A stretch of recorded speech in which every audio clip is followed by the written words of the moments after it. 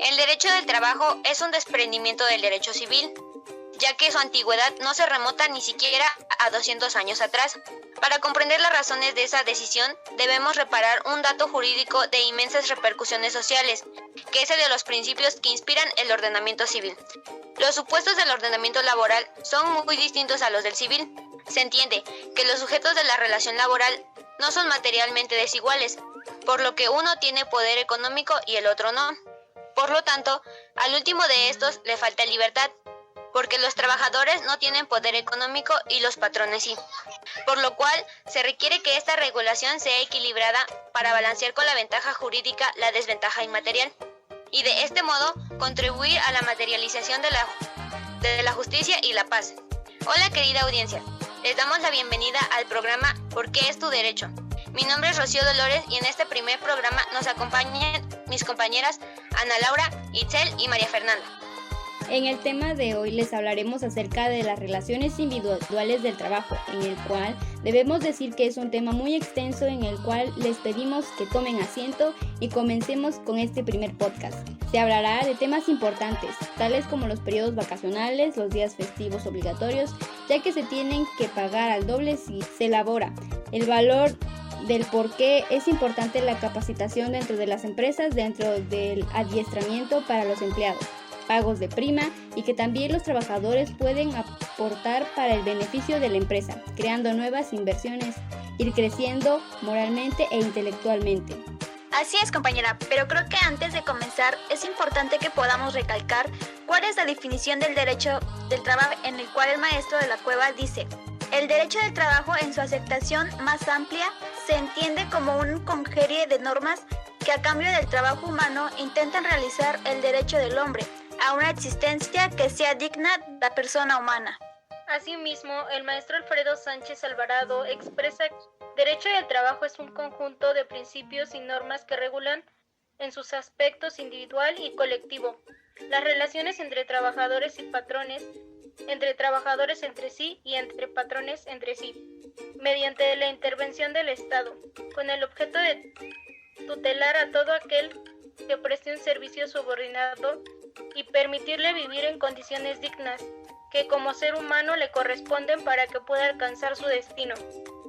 Dando paso, podemos seguir con el tema del concepto de las relaciones individuales del trabajo, a lo cual podemos decir o referirnos a la relación del trabajo como cualquiera que sea el acto que le dé origen, la prestación de un trabajo personal subordinado a una persona, mediante el pago de un salario. Ahora bien, cabe resaltar que es una situación jurídica objetiva que se crea entre un trabajador y un patrón por la presentación de un trabajo subordinado, cualquiera que sea el acto o la causa que le haya dado origen.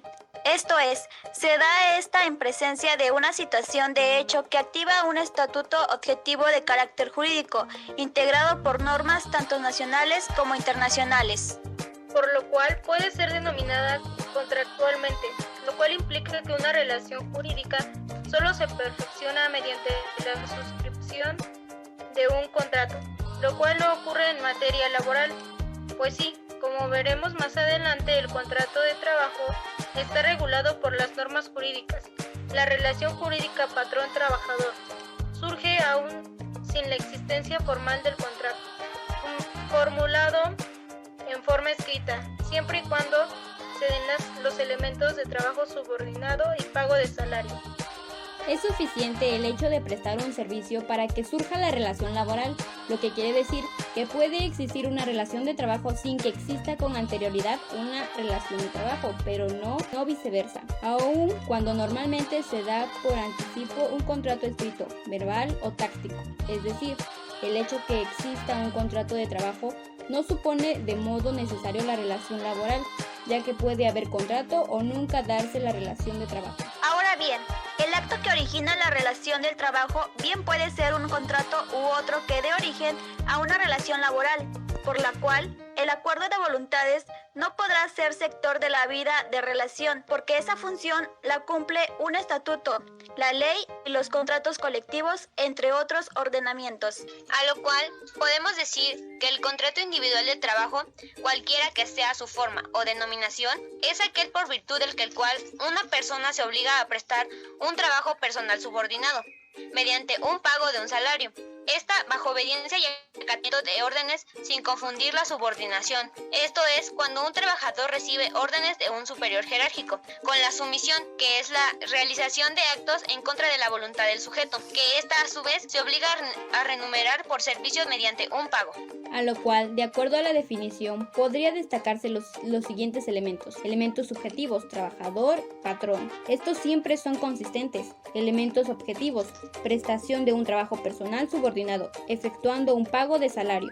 Mientras que por otro lado, el artículo 22 de la Ley Federal de Trabajo nos dice que los mayores de 15 años pueden prestar libremente sus servicios con las limitaciones establecidas en esta ley. Los mayores de 15 y menores de 16 necesitan autorización de sus padres o tutores y a falta de ellos del sindicato a que pertenezcan, del tribunal, del inspector del trabajo o de la autoridad política. Los menores trabajadores deben percibir el pago de sus salarios y ejercitar, en su caso, las acciones que les correspondan. Perdona que te interrumpa, compañera, pero ¿me podrías decir qué pasa si esto no es efectuado?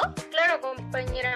Pues mira, cuando una autoridad sorprenda que un menor de 15 años se encuentra trabajando fuera de su círculo familiar, lo que sucede después es que el niño dejará de trabajar en el lugar, para después el patrón de este será sancionado con una pena que establece en el artículo 995 de la Ley Federal del Trabajo. Tomemos en cuenta que las condiciones de trabajo deben hacerse constar por escrito, cuando no existan contratos colectivos aplicables. Se harán 2 ejemplares, por lo menos, de los cuales uno quedará en poder de cada parte. ¿Y existen algunas características para ese tipo de contrato?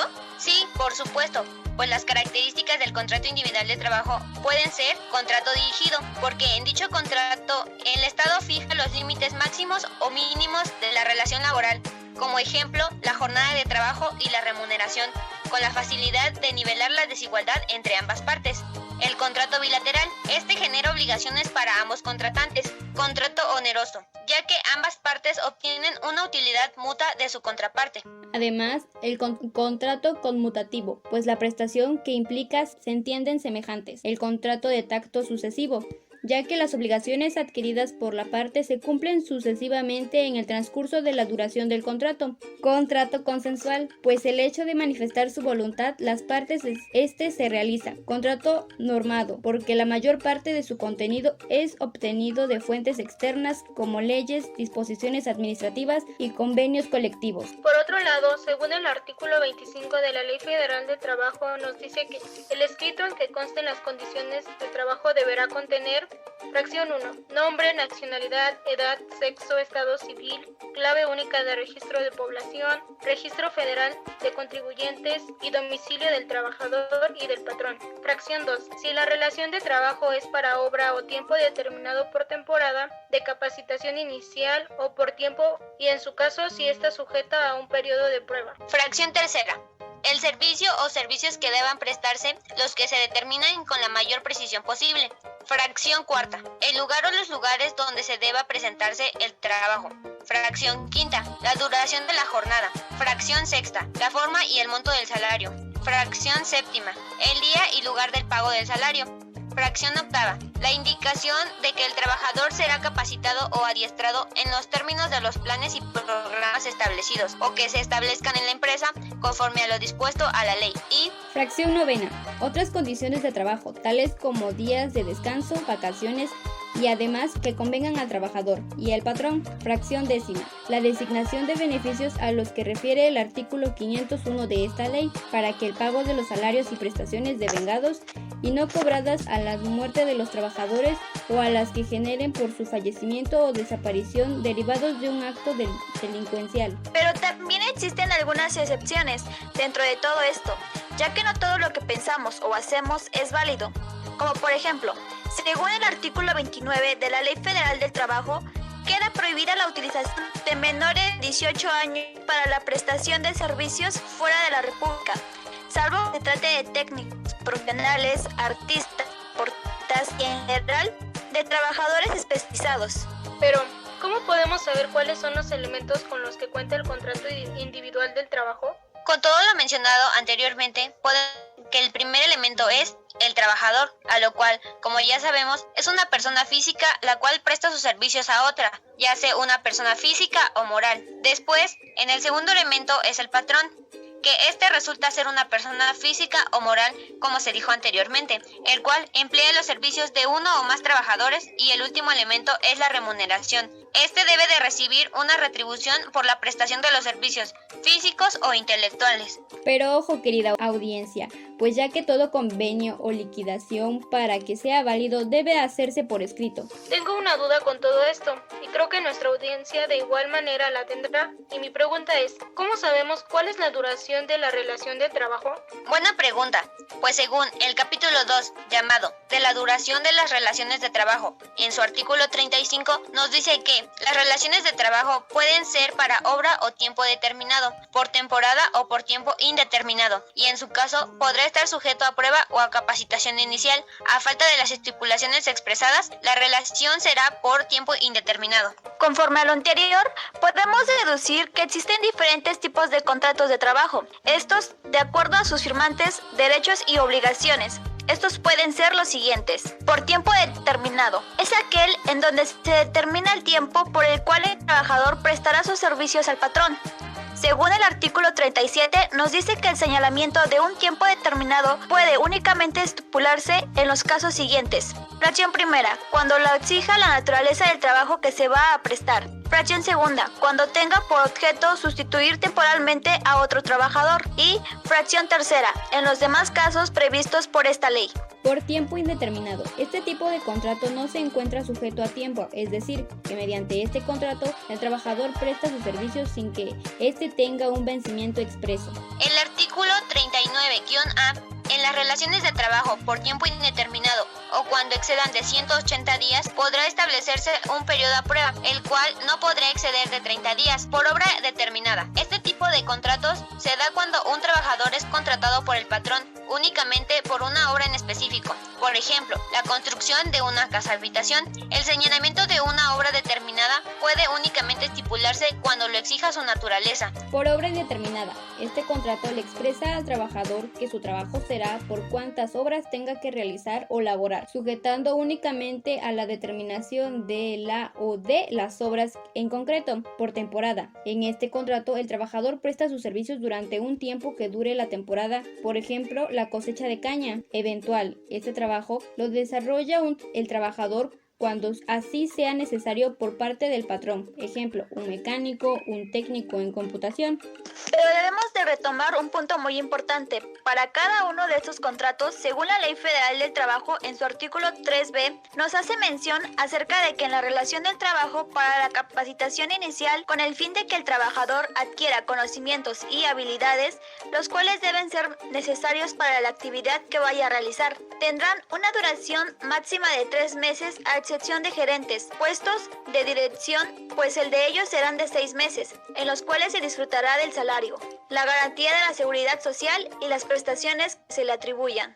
Completando un poco la información de mi compañera, cabe recalcar que la relación de trabajo con periodo a prueba o de capacitación inicial se hará constar por escrito, garantizando la seguridad social del trabajador. En caso contrario, se entenderá que es por tiempo indeterminado y se garantizarán los derechos de la seguridad social del trabajador. Por otro lado, creo que debemos de tomar en cuenta cuáles pueden ser las causas para poder terminar las relaciones de trabajo, las cuales pueden ser, según el artículo 53 de la Ley Federal del Trabajo, son causas de terminación de las relaciones de trabajo. Fracción primera, el mutuo consentimiento de las partes. Fracción segunda, la muerte del trabajador. Fracción tercera, la terminación de la obra o vencimiento del término o inversión del capital de conformidad con los artículos 36, 37 y 38. Fracción cuarta, la incapacidad física o mental o inhabilidad manifiesta del trabajador que haga imposible la prestación del trabajo. Fracción quinta, los casos a que se refiere el artículo 434. Vaya que este ha sido un primer tema algo largo, pero es importante destacar y saber cada uno de estos puntos. Pero pasando al segundo tema, es importante de igual manera saber acerca del trabajador, patrón y el trabajo. ya que sin ellos no se podrá llevar a cabo nada, debido a que los tres están enlazados para poder cumplir el objetivo de la organización. Ahora para saber el concepto de trabajador. La Ley Federal del Trabajo en su artículo nos dice que trabajador es la persona física que presta a otra física o moral un trabajo personal subordinado. Para los efectos de esta disposición, se entiende por trabajo toda actividad humana, intelectual o material, independientemente del grado de preparación técnica requerido por cada profesión u oficio. De igual manera, cabe mencionar que en algunos casos es posible encontrar que de igual manera a personas morales prestando servicios a personas morales, pero este no es el caso, pues el tipo de relación no es de tipo laboral, sino de carácter civil o de otra naturaleza. Los derechos de los trabajadores se encuentran provistos en la Ley Federal de Trabajo, además que se encuentran regulados en el artículo 132 al 153, los cuales no podemos decir todos los artículos porque nunca terminaríamos. Los derechos de los se hallan provistos en la Ley Federal del Trabajo, encontrándose regulados en los artículos 132 al 153. Por otro lado, el patrón se puede definir como la persona física o moral que utiliza los servicios de uno o varios trabajadores. Pero si otra persona, la cual no es el dueño de la empresa, me llega a contratar, ¿él será tomado como patrón? Buena pregunta, pero no. En este caso no será tu patrón, sino un intermediario, salvo que no serán considerados intermediarios, sino patrones, las empresas establecidas que contraen trabajos para ejecutarlos como elementos propios suficientes para cumplir las obligaciones que deriven de las relaciones con sus trabajadores, tal como lo dice el artículo 13 de la Ley Federal del Trabajo. Los derechos y obligaciones recíprocos entre el trabajador y el patrón se fundan en un principio en el pago del salario mínimo en efectivo y semanalmente en el lugar donde trabaje. Esta es una obligación del patrón y un derecho para el trabajador, pero no es la única, ya que además podemos contemplar las siguientes: pago de aguinaldo anual, participar de las utilidades de la empresa, sin costo, habitaciones adecuadas e higiénicas con espacio suficiente para el trabajador y su familia. Por cada 6 días de trabajo, un día de descanso. Capacitación para el trabajo. El pago por el tiempo excedente al doble de lo fijado para las horas normales. Buen trato en el trabajo. Cuando sus herramientas ya no sirvan, deberá ser repuestas o preparadas sin costo alguno para el trabajador. Si el lugar donde presenta sus servicios se encuentra a 100 o más kilómetros de la población donde vive, el patrón deberá pagar el transporte del trabajador hasta el centro de trabajo y, si es necesario, también el de su familia. Inscripción al Instituto Mexicano del Seguro Social. Pero debemos de tener en cuenta que no siempre habrá trabajo y por lo cual la empresa siempre se ve obligada a hacer despidos, a lo cual podemos decir que el despido es la disolución unilateral de la relación de trabajo por parte del patrón ante el incumplimiento grave y culposo de las obligaciones de trabajo, a lo cual podemos referirnos que puede existir el porqué de los despidos, y estos pueden ser por un despido justificado, que es aquel que se le puede conocer como rescisión de la relación de trabajo, y el despido injustificado, que es la rescisión de la relación del trabajo sin responsabilidad para el trabajador. Además, como sabemos o hemos visto, la mayoría o la gran parte de los despidos es debido a los injustificados, en los cuales solo los corren debido a ciertos aspectos que tiene la empresa, sin dar razón alguna. La verdad es lamentable ver cómo las empresas se deshacen de los trabajadores de esa forma, pero recuerden, querida audiencia, nosotros, y tan solo esperemos que en el cambio no cambios debido a lo lamentable que se encuentra la sociedad. Pasando al siguiente tema, hablaremos respecto a lo que es el salario, el cual en algunas ocasiones se considera que el salario es el pago de la cantidad de dinero por parte del patrón, quien cubre así la prestación de un servicio prestado por el trabajador. Pero el salario es mucho más que esta idea. El salario construye el conjunto de prestaciones que debe proporcionar el patrón al recibir el intercambio de la fuerza del trabajo. Según el artículo 83 de la Ley Federal del Trabajo, el salario puede fijarse por unidad de tiempo, por unidad de obra, por comisión, a precio alzado o de cualquier otra manera. Y no solo eso, sino que también el salario debe ser remunerado, es decir, deberá ser suficiente para satisfacer las necesidades normales de un jefe de familia en el orden material, social y cultural, para proveer a la educación obligatoria de los hijos, y al fijar su importe debe ser proporcional a la cantidad y calidad del trabajo y nunca inferior al mismo. Aunque todos sabemos que realmente eso es falso, pues a pesar de que está estipulado, sabemos que actualmente los salarios están mal pagados y las personas por tener trabajo aceptan lo poco que les ofrecen por su trabajo. Pero bueno, lo que podemos hacer nosotros es no dejar que nos malpaguen nuestro trabajo. Según la ley de la materia, el salario es la retribución que debe pagar el patrón al trabajador por su trabajo.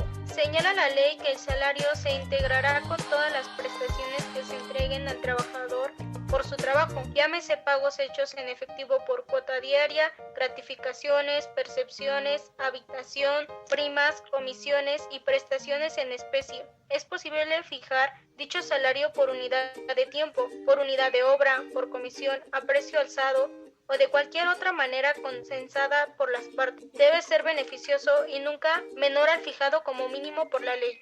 El salario en efectivo deberá pagarse precisamente en moneda del curso legal, en este caso moneda mexicana, no siendo permitido hacerlo en mercancías, vales, fichas o cualquier otro signo representativo que pretenda sustituir la moneda. De igual manera, el salario puede cubrirse en efectivo o en especie.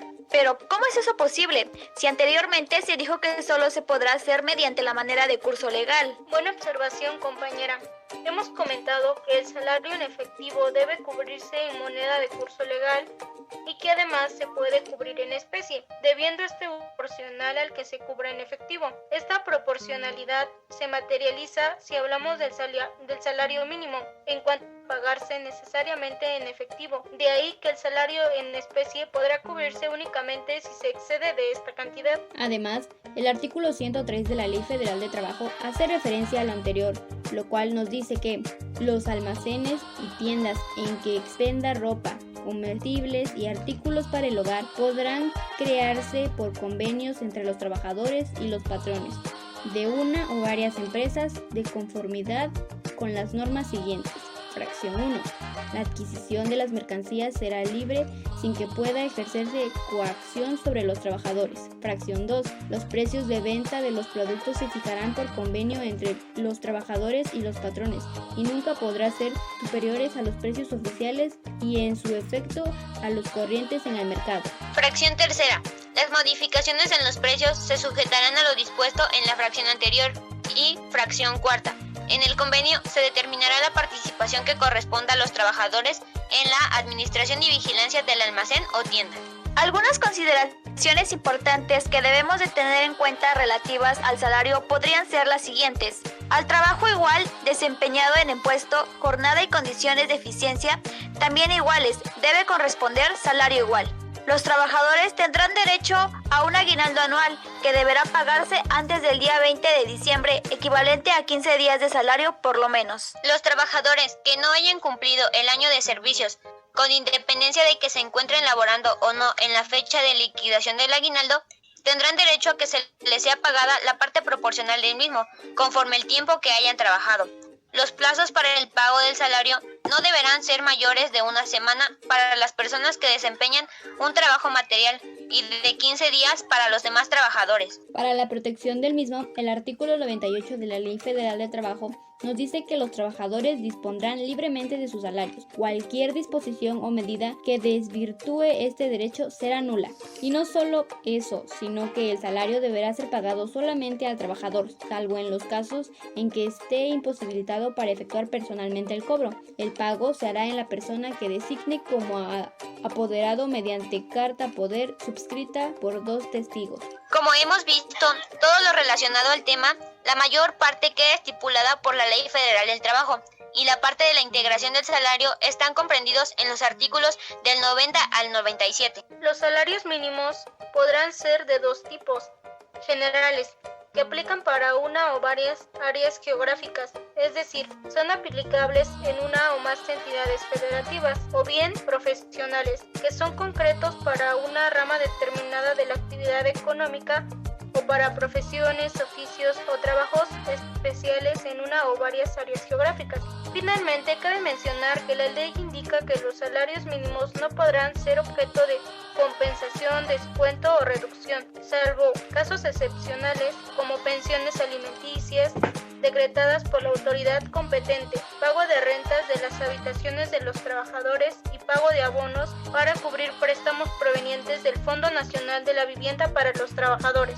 Para la formalidad de esta relación de trabajo se presume la existencia del contrato, que es aquel por virtud del cual una persona se obliga a prestar a otra un trabajo personal subordinado, mediante el pago de un salario. De esta manera se presume la existencia del contrato y de la relación de trabajo entre el que presta un trabajo personal y el que lo recibe. Así pues, el contrato individual de trabajo tiene varios tipos como son: por tiempo indeterminado, por obra determinada, por tiempo determinado, por temporada, capacitación inicial, modalidad de periodo de prueba, clasificados principalmente por la duración de estos contratos. Esta clasificación no es absoluta, ya que hay contratos que se combinan para crear una modalidad especial. La ley establece como regla general que los contratos de trabajo son por tiempo indeterminado, salvo las siguientes excepciones: contrato individual por obra determinada, contrato individual por tiempo determinado, contrato individual por temporada, contrato de capacitación inicial y contrato individual de trabajo con periodo de prueba. Entre otros contratos más inclinados a la explotación de agrícola, ganadera, forestal, mixta, entre otros, como contrato de trabajo estacional, contrato de trabajo eventual, que encontramos a partir del artículo 279 de la Ley Federal de Trabajo. Ahora bien, la jornada de trabajo es el tiempo durante el cual el trabajador está a disposición del patrón para prestar su trabajo, siendo esta la que indique la ley: 8 horas durante la diurna, comprendida de las 6 a las 20 horas durante el día, 7 horas para la jornada nocturna y 7:30 para la jornada mixta. Tanto los patrones y trabajadores pueden acordar la duración de la jornada del trabajo, siempre y cuando no sobrepase las mencionadas anteriormente. La jornada de trabajo podrá prolongarse en los casos de siniestro o riesgo inminente en que peligre la vida del trabajador, sus compañeros o del trabajador mismo. También podrá prolongarse la jornada de trabajo por circunstancias extraordinarias, dentro de las que entran las llamadas horas extras, sin exceder las 3 horas diarias ni las 3 veces a la semana. Estas horas extraordinarias deberán ser pagadas con el 100% más al salario que corresponda a las horas a la semana. Estas surgen por necesidad de la labor que desempeñamos.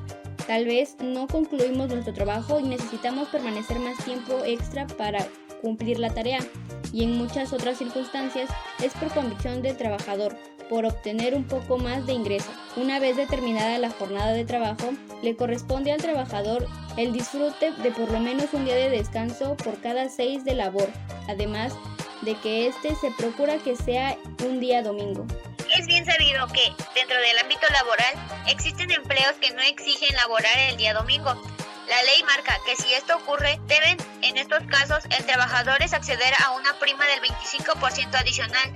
Sin embargo, en la mayoría de los casos, se llega a un acuerdo con el patrón y se cambia el día de descanso domingo por cualquier otro día de la semana. Además de esos días, existen otros que por obligación le corresponden al pueblo mexicano del descanso: 1 de enero, 1 de mayo, 16 de septiembre, 25 de diciembre, que esas fechas nunca cambian, además del primer lunes de febrero en conmemoración al 5 de febrero, tercer lunes de marzo en conmemoración al 21 de marzo, el tercer lunes de noviembre en conmemoración al 20 de noviembre y el 1 de diciembre de cada 6 años. Todas estas fechas pues tienen lugar importante dentro de la historia de nuestro país. Además, el que determinen las leyes federales y locales electorales en el caso de elecciones ordinarias para efectuar la jornada electoral. Pero, en caso de que el patrón nos haga trabajar ese día, por la razón que sea, está obligado a pagar el doble del salario del servicio prestado, muy independientemente del salario habitual, según el artículo 73 de la Ley Federal del Trabajo. Las vacaciones de los trabajadores se tabularán de la siguiente manera. A. Si tienes más de un año de los servicios, disfrutará de un periodo anual de vacaciones pagadas mínimo de 6 días laborales y que aumentarán en 2 días laborales hasta llegar a 12 por cada año subsistente de servicios prestados. B. Luego del cuarto año de servicio, el periodo de vacaciones se verá incrementado en 2 días para cada 5 de servicios. Inciso C. Si se trata de trabajadores que prestan servicios discontinuos o de temporada, tienen derecho a un periodo anual de vacaciones proporcional al número de días trabajados en el año. Inciso D. Cualquier trabajador debe gozar por lo menos de 6 días continuos de vacaciones. Inciso E. Las vacaciones no son compensadas mediante alguna remuneración. Inciso F. Los trabajadores que se encuentren en su periodo de vacaciones tienen derecho a una prima vacacional del 25% sobre sus salarios, debiendo concederse su periodo vacacional dentro de los 6 meses siguientes de la fecha en que cumpla un año de labores. Ahora, la prescripción de las vacaciones será al día siguiente de haber cumplido un año en el empleo en caso de que el trabajador quiera exigirlas antes. Este derecho se le cancelará. Hay un punto importante en las vacaciones. No se le puede dar muchos días, aunque lleven más de 20 años. A partir de los 29 en adelante, los patrones les pueden pagar en efectivo. El patrón les deberá otorgar una constancia de antigüedad cada año junto con el periodo de vacaciones y la fecha que se deberán de tomar. Es importante destacar que los patrones tienen la obligación de proporcionar a todos los trabajadores y estos de recibir la capacitación o el adiestramiento en su trabajo, que le permitirá elevar su nivel de vida, su competencia laboral y su productividad, conforme a los planes y programas formulados de común acuerdo por el patrón y el sindicato o la mayoría de sus trabajadores. Pero tenemos que tomar en cuenta que son dos cosas diferentes, la capacitación y el adiestramiento. La diferencia radica en que la capacitación se basa principalmente en la teoría y el adiestramiento se basa en la práctica, y si deberá impartirse al trabajador durante las horas de su jornada de trabajo, salvo que atendiendo a la naturaleza de los servicios, el patrón y el trabajador dan que podría impartirse de otra manera, así como en el caso en que el trabajador desee capacitarse en una actividad distinta a la de la ocupación que desempeñe, en cuyo supuesto la capacitación se realizará fuera de la jornada. Así, el adiestramiento tendrá por objeto actualizar y perfeccionar los conocimientos y habilidades de los trabajadores y proporcionarles información para que puedan aplicar en sus actividades las nuevas tecnologías de los empresarios deben implementar para incrementar la productividad de las empresas, hacer del conocimiento de los trabajadores sobre los riesgos y peligros a que están expuestos durante el desempeño de sus labores, así como las disposiciones contenidas en el reglamento y las normas oficiales mexicanas en materia de seguridad, salud y medio ambiente de trabajo que les son aplicables para prevenir riesgos de trabajo. Incrementar la productividad y, en general, mejorar el nivel educativo, la competencia laboral y las habilidades de los trabajadores. Ante la ley, los trabajadores mexicanos deberán ser tratados con igualdad a todo tipo de trabajadores, independientemente de que tengan alguna antigüedad dentro de la empresa o que sean empleados nuevos dentro de esta. Ahora, a los empleados que tienen ya una antigüedad se les otorga una prima de antigüedad. La prima de antigüedad consiste en el importe de 12 días de salario por cada año de servicio. Para determinar el monto del salario, se estará a lo dispuesto en los artículos 485 y 486. La prima de antigüedad se pagará a los trabajadores que se separen voluntariamente de su empleo, siempre que hayan cumplido 15 años de servicio, por lo menos. Asimismo, se pagará a los que se separen por causas justificadas a lo que sean separados de sus empleos, independientemente de la justificación o justificaciones del despido. Basándonos en otros criterios, también podemos observar que en ocasiones puede haber empleados que pueden realizar invenciones dentro y o para la empresa donde labore. Primero, el inventor tendrá derecho a que su nombre figure como autor de la invención. Segundo, cuando el trabajador se dedique a trabajos de investigación o de perfeccionamiento de los procedimientos utilizados en la empresa, por cuál de esta la propiedad de la invención y el derecho a la explotación de la patente corresponderán al patrón. El inventor, independientemente del salario que hubiese percibido, tendrá derecho a una compensación complementaria que se fijará por convenio de las partes o del tribunal cuando la importancia de la invención y los beneficios que puedan reportar al patrón no guarden proporción con el salario recibido por el inventor. Y 3. En cualquier otro caso, la propiedad de la invención corresponderá a la persona o personas que la realizaron, pero el patrón tendrá un derecho preferente en igualdad de circunstancias al uso exclusivo o a la adquisición de la invención y de las correspondientes partes. Cuando existe una relación laboral, bajo algunas circunstancias se puede presentar una suspensión, recesión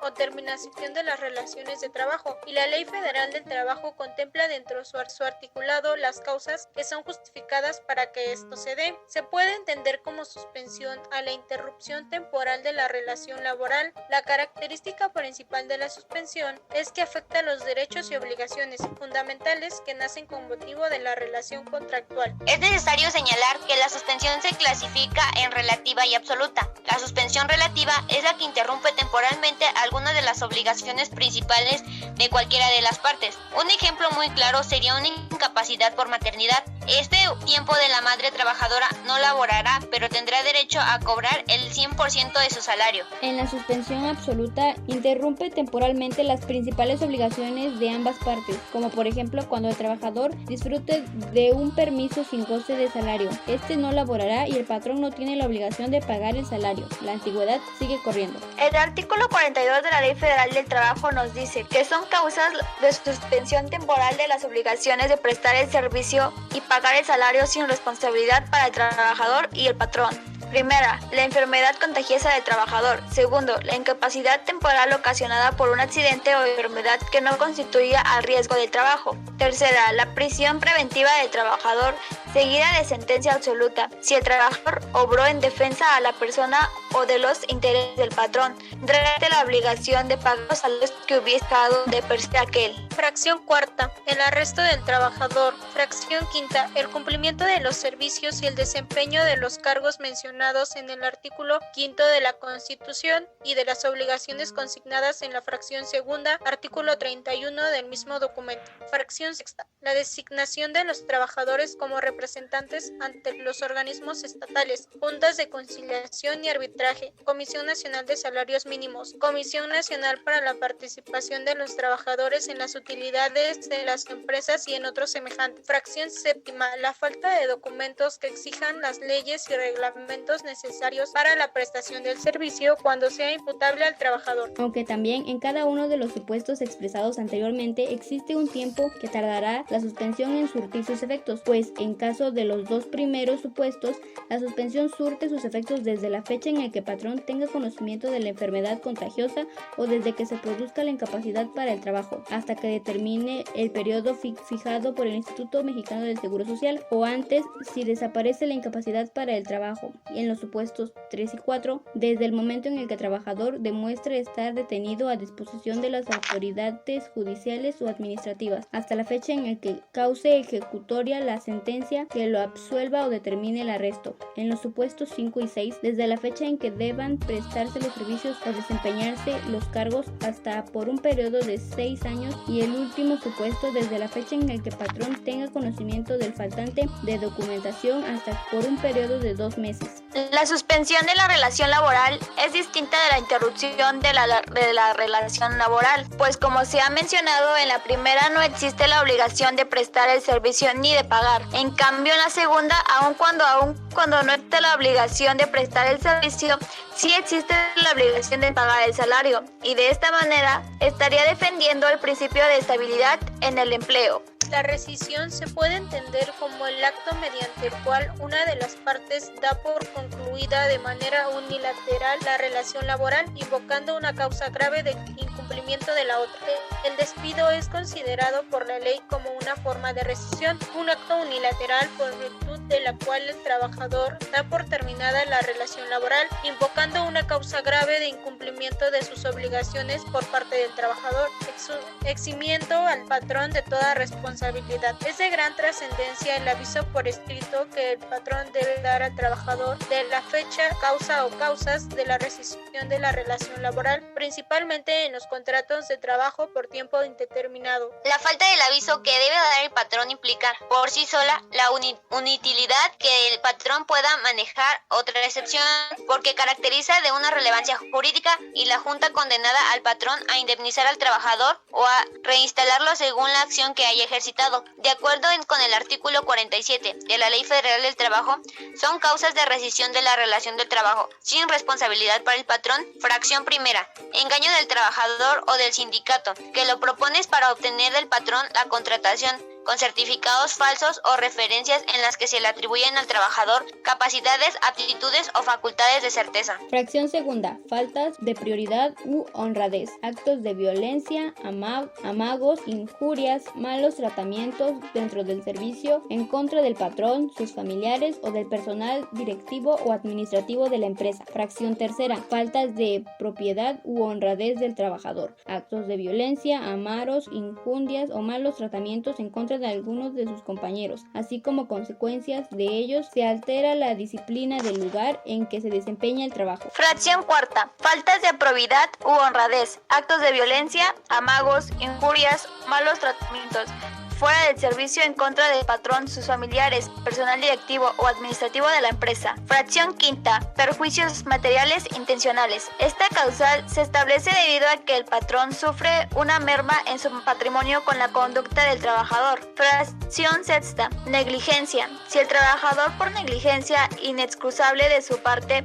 ocasiona perjuicios materiales durante el desempeño de sus labores o con motivo de ellas en estos edificios, obras, maquinaria, instrumentos, materiales primas y demás objetos relacionados con el trabajo. Fracción séptima, imprudencia o descuido inexcusable. El trabajador, al incurrir en tales supuestos, compromete la seguridad del establecimiento o de las personas que estén en el mismo. No es necesario que se llegue a consumar un perjuicio, basta con que exista el peligro de lo que ocurre, entre otras. Además de que también en el artículo 51 de la Ley Federal del Trabajo se nos mencionan las causas de rescisión de trabajo sin responsabilidad para el trabajador, en el cual se consideran las faltas por parte del patrón como el engaño, faltas de probidad u honradez o alguna otra conducta, la reducción del salario, no pagarle en la fecha establecida, poner en peligro la seguridad del establecimiento y de las personas que laboran en él. Las condiciones de los trabajadores podrán ser modificadas por la empresa siempre que existan causas económicas, técnicas, organizativas o de producción. Por ello, es necesario que ocurra una causa objetiva que justifique la modificación sustancial de las condiciones de trabajo del trabajador. La modificación debe tener un carácter sustancial, es decir, las condiciones de trabajo a las que afecte la medida deberán ser fundamentales dentro de la relación laboral y en ocasiones pueden llegar a causar un perjuicio para el trabajador. Si bien el artículo 20 del Estatuto de los Trabajadores concede al empresario un poder discrecional sobre la reorganización del trabajo dentro de la empresa, sobre todo en cuanto a la dirección y organización de la misma, cuando este poder afecte las condiciones esenciales del contrato del trabajo. También el Estatuto de los Trabajadores en su artículo 41 limita dicho poder, imponiéndole determinadas obligaciones para realizar esos cambios. Si existe una modificación del horario de trabajo y distribución del tiempo o jornada de trabajo y al régimen del trabajo a turnos y el trabajador resulte perjudicado por la modificación de condiciones en el trabajo, tendrá derecho a rescindir su contrato y percibir una indemnización de 20 días de salario por año de servicio, prorrateándose por meses los periodos inferiores a un año y con un máximo de 9 meses. En caso de una modificación en la jornada laboral, la decisión debe ser notificada por el empresario al trabajador afectado y a sus representantes legales con una antelación mínima de 30 días a la fecha de su efectividad. Si como consecuencia de la movilidad funcional se realicen funciones superiores a las del grupo profesional o a las de categorías equivalentes por un periodo superior a 6 meses durante un año, a 8 durante 2 años, el trabajador podrá reclamar el ascenso. La terminación es la disolución de las relaciones de trabajo por mutuo consentimiento o como consecuencia de la interferencia de un hecho, independientemente de la voluntad de los trabajadores o de los patrones, que hace imposible su continuación. Las causas de terminación de las relaciones laborales individuales se encuentran establecidas en el artículo 53 de la ley y son las siguientes. Fracción primera, mutuo consentimiento de las partes. Esta causa de terminación implica la renuncia del trabajador a su trabajo y la conformidad por parte del patrón. Fracción segunda, la muerte del trabajador. Fracción tercera, terminación de la obra o vencimiento del término o inversión de capital. Esta causal trata de los casos que se derivan de la celebración de contratos por tiempo o por obra determinada, o por la explotación de minas que carezcan de minerales costeables, o para la restauración de minas abandonadas o paralizadas. Fracción cuarta. La incapacidad física o mental o inhabilidad manifiesta del mismo trabajador que haga imposible la presencia del trabajo. La indemnización es la cantidad de dinero o bienes que paga la empresa al empleado para reparar un daño moral o material. La cantidad que se cobra por indemnización va a depender de 3 factores fundamentales, como lo son el trabajador, en concreto, la cantidad total de la obra, el salario brutal anual. 2. Su antigüedad. Además, la organización a la hora de meses de antigüedad para si se trabaja un día de un mes, es como si hubiese trabajado todo el mes completo. 3. Tipo de despido que se haya hecho. Podemos encontrar entre los tipos de despidos el despido injustificado, cuando el patrón decide rescindir el contrato por sus situaciones como reestructuras de la empresa, reducción o falta de pago del salario del empleado, existencia de un peligro grave por la seguridad o salud del trabajador, por carecer de condiciones higiénicas el establecimiento. Por los riesgos de trabajo, cuando los riesgos de trabajo produzcan incapacidad temporal, permanente, parcial, permanente total o muerte en el empleado, se deberá indemnizar. Cuando el empleado es despedido por causa injustificada, el empleado puede solicitar ante la Junta de Conciliación y Arbitraje, ya sea que se le reinstale en el puesto que tenía o que se le indemnice con el importe de 3 meses de salario. Las indemnizaciones que deben de aplicarse de acuerdo al artículo 50 de la Ley del Trabajo son: contrato laboral por tiempo determinado menor a un año. La indemnización deberá ser de 3 meses de salario más importe de los salarios de la mitad del tiempo laborado. Por ejemplo, si el empleado trabajó 8 meses en la empresa, entonces su indemnización será el salario de 4 meses. Contrato laboral por tiempo determinado mayor a un año. Indemnización: 3 meses de salario más importe de los salarios de 6 meses por el primer año y de 20 días por cada uno de los siguientes años trabajados. Ejemplo, si el empleado trabaja 3 años en la empresa, entonces su indemnización será del salario de 6 meses y 40 días de salario. Contrato laboral por tiempo indeterminado. Indemnización: 3 meses de salario más 20 días de salario por cada año trabajado. Ejemplo, si el empleado trabaja 3 años en la empresa, entonces su indemnización será de 60 días de salario. Además de estas indemnizaciones previstas por la ley, es necesario calcular el monto parcial correspondiente a las demás prestaciones que tiene el empleado, como lo son el aguinaldo, vacaciones, prima vacacional y prima de antigüedad para cumplir con su liquidación. De acuerdo a la ley, los riesgos de trabajo son los accidentes o enfermedades a los que están expuestos los empleados con motivo del trabajo. La ley define accidente de trabajo como toda lesión orgánica o perturbación funcional inmediata o posterior o la muerte producida repentinamente en ejercicio o con motivo del trabajo, cualesquiera que sean el lugar y el tiempo en que se presente. Esto incluye los accidentes que se produzcan al trasladarse el trabajador directamente de su domicilio al lugar del trabajo y de este a aquel. De acuerdo al artículo 276 de la Ley Federal del Trabajo, el patrón bajo cuya autoridad se prestó el trabajo será responsable de los accidentes de trabajo. Si el riesgo de trabajo produce incapacidad en el empleado, el patrón deberá pagar las indemnizaciones de acuerdo al tipo de incapacidad. Incapacidad temporal: pago íntegro del salario que deje de percibir mientras exista la imposibilidad de trabajar desde el primer día de la incapacidad. Incapacidad permanente parcial: pago del tanto por ciento que fija la tabla de evaluación de incapacidades calculado sobre el importe que deberá pagarse si la incapacidad hubiese sido permanente total. Incapacidad permanente total: pago equivalente al importe de 1095 días de salario. La muerte: pago de 2 meses de salario por concepto de gastos funerarios más pago equivalente al importe de 5,000 días de salario sin deducir la indemnización que percibió el trabajador durante el tiempo que estuvo bajo incapacidad temporal. Para determinar las indemnizaciones por riesgo de trabajo, la ley indica que se toma el salario diario del trabajador al ocurrir el riesgo, pero este resulta superior al doble del salario mínimo vigente, entonces se toma con base a este último. Ahora bien, el finiquito, y según la Real Academia Española, es la acción de finiquitar una cuenta una deuda o una relación laboral, documento en el cual se liquidan las cantidades por el empresario al trabajador de la extinción del contrato de trabajo. El pago de finiquito contempla los días que trabajaste, sin importar si te pagan por semana, quincena o por mes. La parte proporcional del aguinaldo, vacaciones y demás prestaciones que establece tu contrato como bonos o fondo de ahorro.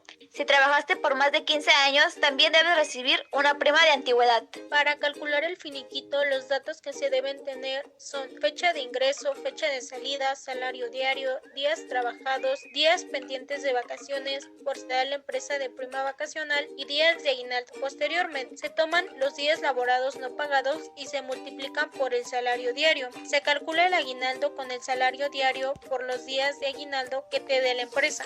Se divide el resultado entre 365 y luego se multiplica por los días trabajados del año en curso. Para calcular el adeudo de vacaciones se multiplica el salario diario por los días restantes y se divide entre 365. Se multiplica el resultado por el total de días trabajados y se multiplica de nuevo por el salario. Se toma el resultado del paso anterior y se multiplica por 0.25 de la prima vacacional, todos los montos, y se obtendrá una aproximación de tu finiquito. Es importante tomar en cuenta que esta es una cantidad estimada. Además, se descontarán los impuestos sobre la renta, cuotas del IMSS, adeudos de Infonavit, los créditos Fonacot o algún otro préstamo que hayas tenido con descuento vía nómina. Dejando a un lado este tema de la indemnización y finiquito, daremos pie a otro tema importante como lo es el trabajo de mujeres, y de acuerdo a la Ley Federal del Trabajo, título 5, Trabajo de las Mujeres, vienen ciertas especificaciones a partir del artículo 164 hasta el 172. En el artículo 164 de la Ley Federal del Trabajo nos dice que las mujeres disfrutan de los mismos derechos y tienen las mismas obligaciones que los hombres, garantía que se establece en lo general y específicamente en función de la protección de las trabajadoras y trabajadores con responsabilidades familiares, asegurando la igualdad de trato y oportunidades. En el artículo 166 de la Ley Federal del Trabajo, cuando se ponga en peligro la salud de la mujer o la del producto, ya sea durante el estado de gestación, la lactancia y sin que sufra perjuicio de su salario, prestaciones no se podrá utilizar insalud o peligrosas, trabajo nocturno industrial en establecimientos comerciales o de servicio después de las 10 de las horas extras. Por lo tanto, nos da a entender que no se debe poner en riesgo la integridad física de la mujer embarazada, ni mucho menos debe ser recortado su salario. En el artículo 170 de la Ley Federal del Trabajo nos habla de los derechos de las madres trabajadoras, como que las mujeres embarazadas no podrán realizar trabajos que exijan esfuerzos considerables, disfrutarán de 6 semanas de descanso anteriores y 6 posteriores al parto. En el periodo de la lactancia tendrán 2 reposos extraordinarios por día de media hora, cada uno para alimentar a sus hijos. Si bien un tema importante es el del trabajo en menores de edad, puesto que es muy común ver niños en la calle realizando cualquier actividad, como por ejemplo vender dulces, para poder obtener dinero, lo cual no es justo para su edad y deberían estar jugando e incluso yendo a la escuela. Y en la Ley Federal del Trabajo viene estipulado a partir del artículo 173 hasta el 180. La Ley de Trabajo establece que es ilegal emplear a niños menores de 15 años. Los niños entre las edades de 15 y 16 años pueden trabajar en determinadas circunstancias, con los permisos de sus padres o tutores y en su ausencia con la aprobación de la Junta de Conciliación y Arbitraje o Inspector de Trabajo. Y aunque la ley expresa todo eso, porque incluso los mismos padres son los que mandan a trabajar a sus hijos, y también podemos observar que en varios lugares contratan a menores de edad, y un ejemplo son malas maquiladoras. Si bien daremos continuidad al tema de trabajador de confianza, es aquel que desarrolla actividades de dirección, inspección, vigilancia y fiscalización cuando tengan carácter general y a las que se relacionen con trabajos personales del patrón dentro de la empresa o establecimiento. En la Ley Federal del Trabajo, capítulo 2, Trabajadores de Confianza, se encuentra estipulado a partir de los artículos 182 al 186. 32 de la Ley Federal del Trabajo nos dice que las condiciones de trabajo de los trabajadores de confianza serán proporcionadas a la naturaleza e importancia de los servicios que presten y no podrán ser inferiores a las que rijan para trabajos semejantes dentro de la empresa o establecimiento. Ser trabajador de confianza tiene ciertas limitaciones. Por ejemplo, este tipo de empleados no pueden afiliarse a un sindicato. En el artículo 185 de la Ley Federal de Trabajo dice: el patrón podrá rescindir